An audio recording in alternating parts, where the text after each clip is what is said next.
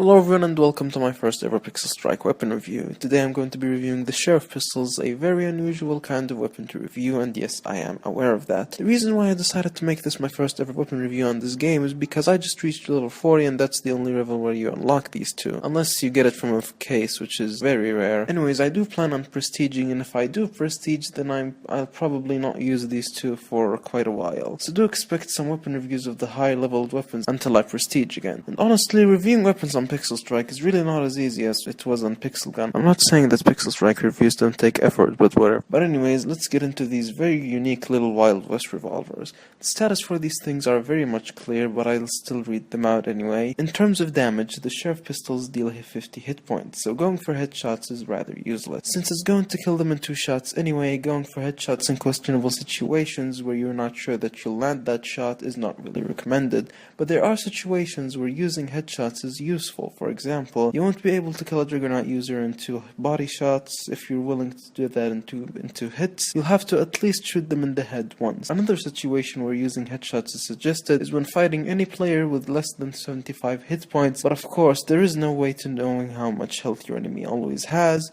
But of course, if you saw someone leave a gunfight and you're willing to take your chance, then go ahead and try headshotting them from the range of 30 meters and you'll take them out in 1 hit. The reason why I said the 75 hit points or less are precisely needed to one-shot headshot someone with the Sheriff Pistols is because the damage multiplier for headshots is 1.5, and of course 50 times 1.5 is 75, so yeah. As for fire rate, this weapon has an RPS rate of 2 rounds per second. Even though it looks like the 2 revolvers are shooting at the same time, it's only 1 bullet actually being projectile. But yeah, you're going to need to be very coordinated with the way you shoot these things. If you hit one shot and miss the other with the Sheriff Pistols, then you basically wasted about half a second, which is actually enough time for your enemy to severely damage you or actually kill you if you've already taken damage. The way to use the Sheriff Pistols is to think of them as a sniper with moderate damage and a good hip-fire accuracy and short range. You really have to lock your crosshairs on the target before actually shooting, but that's really just dependent on another playstyle of its own, which is circling around someone until you land 2 shots on them. Though I personally prefer rushing around, which is the best way to use these things. Wait, isn't rushing around then circling the way to run around?